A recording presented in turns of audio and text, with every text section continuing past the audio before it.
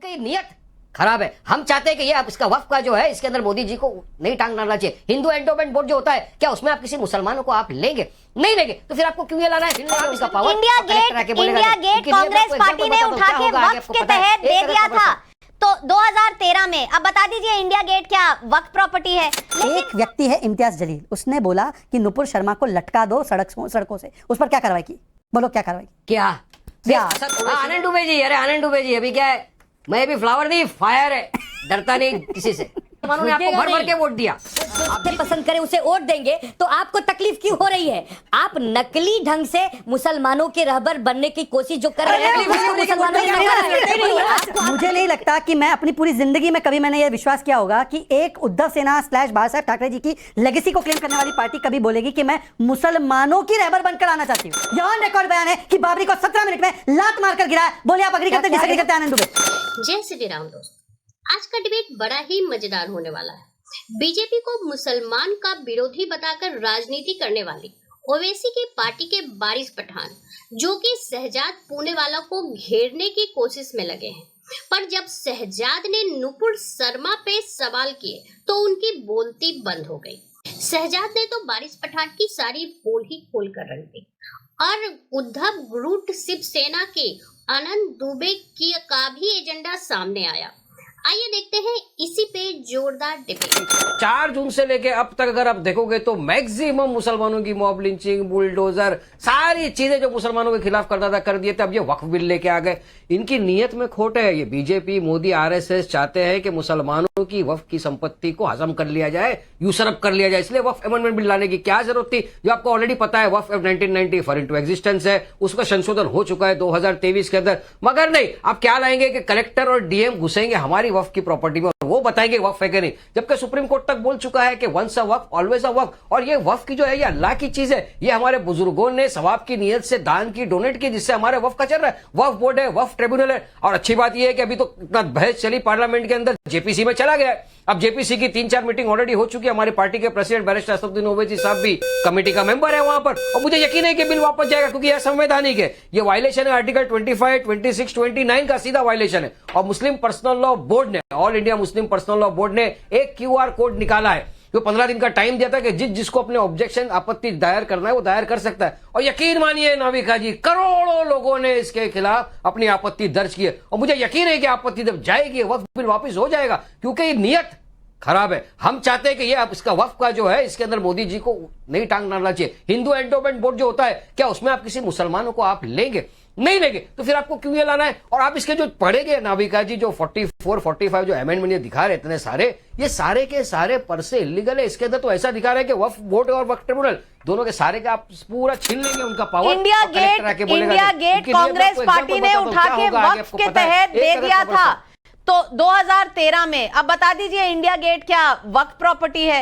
लेकिन सवाल है, आपने कहा कि मोदी दुश्मनी कर रहे हैं मुसलमानों के साथ। मैं सिर्फ एक चीज कहूंगी, वारिस पठान भाई, एक मिनट, मैं सिर्फ एक चीज कहूंगी कि पहले 100 दिन में अगर आयुष्मान भारत 70 साल से ऊपर के लोगों को दिया जाता है तो क्या उसमें मुसलमान नहीं आते?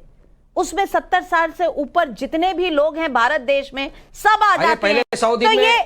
तो ये जो बार बार कहना कि मुसलमानों के खिलाफ है, मुसलमानों के खिलाफ है शहजाद पूनावाला, क्या ये सही है? एक तरफ यूटर्न सरकार और दूसरी तरफ मजबूती से अगर कोई काम हो तो मुसलमानों के खिलाफ। जवाब दीजिए वारिस पठान। क्या हुआ 100 दिन में?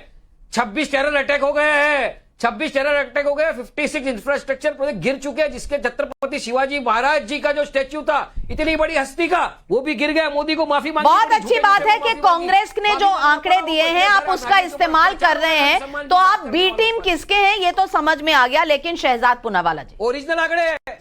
मोदी दुश्मन है मुसलमानों का, दोस्त कौन है? जिन्होंने हाशिमपुरा, भागलपुर, मीरठ, मलियाना, दिल्ली, जलगांव, अहमदाबाद, मुंबई के दंगे दिए, वो दोस्त है।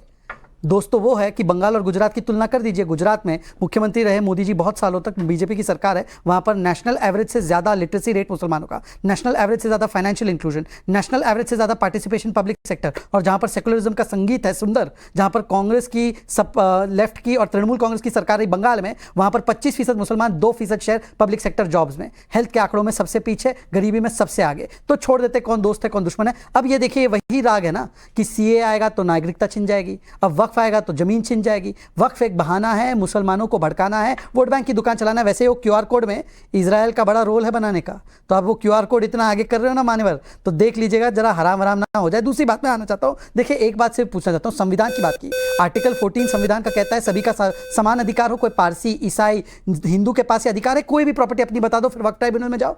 अरे भाई साहब, आपने तो 1500 साल पुराना एक मंदिर, शिव मंदिर और गांव, अब बताइए कुरान पाक आई 1400 साल पहले प्रॉफेट मोहम्मद सल्लल्लाहु अलैहि वसल्लम पर नाजिल हुई, और उससे पहले का मंदिर उसको क्लेम कर दिया, और 9 लाख एकड़ की मुंबई की 9 टाइम्स जमीन है वक्फ के पास, इनकम कितनी 200 करोड़। ये वक्फ में अमेंडमेंट लाने का काम तो मुसलमानों ने कहा करने के लिए। Sachar committee report, JPC report of Rahman Khan, क्या वो मुस्लिम विरोधी थे? ये एक्चुअली लैंड ग्रैबर विरोधी है, ये करप्शन विरोधी है, ये pro transparency, pro governance, pro गरीब, प्रो बेवा, प्रो यतीम है, और इसीलिए आज वारिस पठान इसका विरोध कर रहे हैं, क्योंकि मुसलमानों को इसका असली फायदा होगा। आखिरी बात मैं पूछना चाहता हूं वारिस पठान साहब, मैं आपको बताता हूं कि देखिए अगर आप मुसलमानों के असली शुभचिंतक है तो 12 करोड़ टॉयलेट बने तो 12 करोड़ में सुल्ताना शिल्पा दोनों को मिला। आज 70% ड्रॉप आउट रेट हुआ है कम मुसलमान लड़कियों का।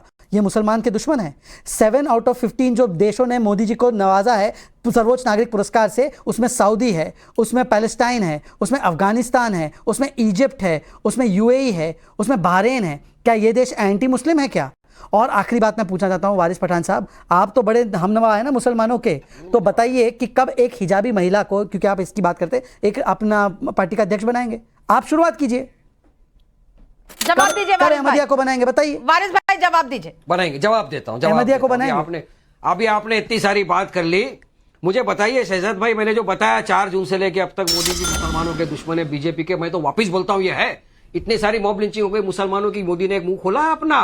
अब मोदी ने अपने लोगों को भेज दिया है कि जाओ मुसलमानों को गालियां बको, इस्लाम के खिलाफ अनाप शनाप बकवास करो, अपनी सियासत चमकाओ। रामगिरी जैसा आदमी आता है हमारे हुजूर मोहम्मद मुस्तफा सल्लल्लाहु अलैहि वसल्लम की शान में गुस्ताखी करता है, उसके खिलाफ सैकड़ों एफआईआर हो जाते हैं, लेकिन नबी का जी उसको अरेस्ट नहीं किया जाता। बीजेपी का एक नट्टा सा एमएलए आके चिल्लाता है कि अगर रामगिरी के बारे में कुछ बोला मस्जिद में घुस के चुन चुन के मारेंगे। अरे आज आप मार के दिखाते देख लेंगे, मगर उसके खिलाफ भी इतने सारे एफआईआर किए, क्या उसको अब तक तुमने अरेस्ट किया?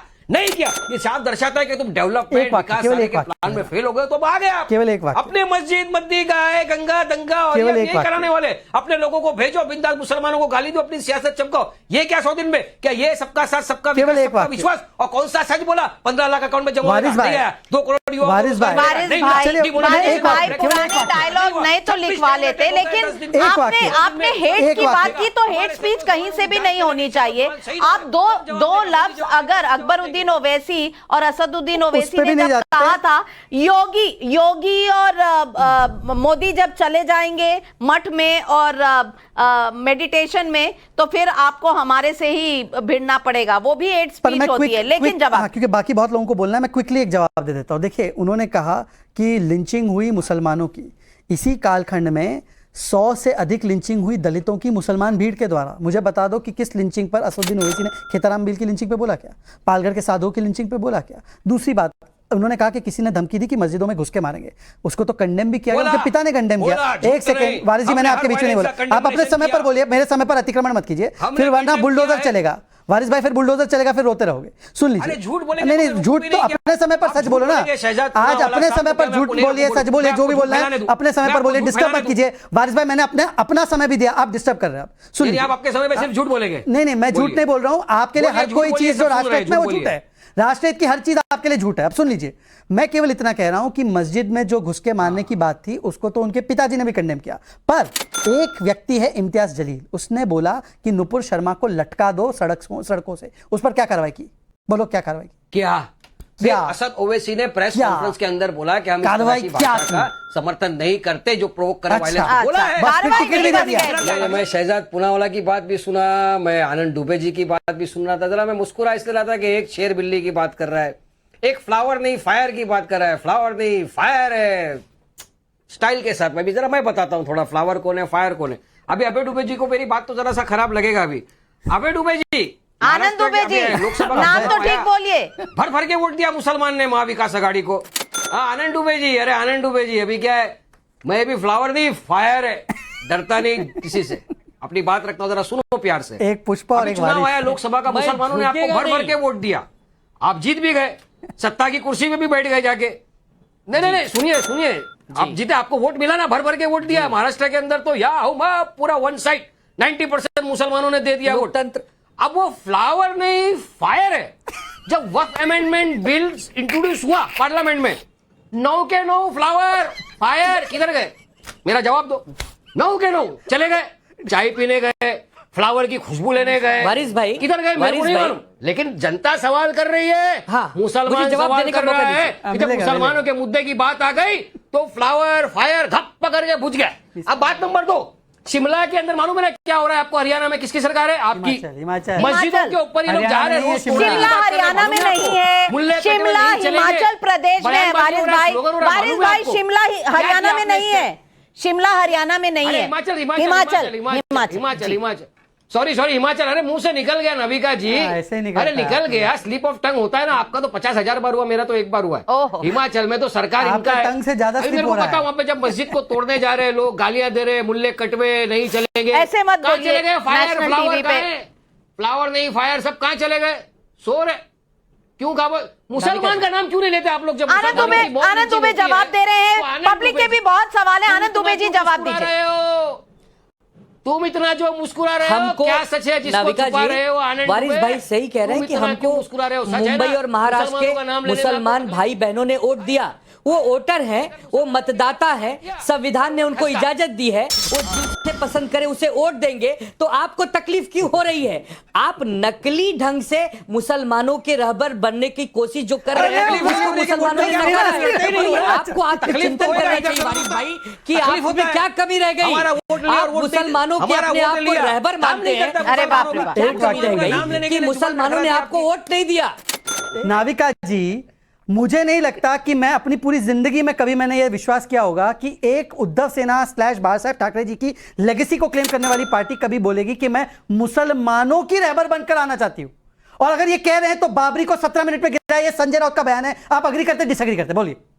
ये ऑन रिकॉर्ड बयान है कि बाबरी को 17 मिनट में लात मारकर गिराया। बोलिए आप अग्री करते डिसएग्री करते? आनंद दुबे। चीफ मिनिस्टर उद्धव ठाकरे जब थे तो उन्होंने फोन अरे भाई, पकड़ के मैंने बोला कब कि हमने कहा कि बाबरी हम को रहबर गिराया और बनना उसको चाहते हैं? करवाया। आपने ये अभी वारिस कहा। पठान की पार्टी आपने के कहा लिए कि हम कौन किसका रहबर बन- इस डिबेट को लेकर आपकी क्या राय है हमें जरूर बताएं। हमारे साथ जुड़े रहने के लिए चैनल को लाइक एंड सब्सक्राइब करना ना भूलें। Thank you so much.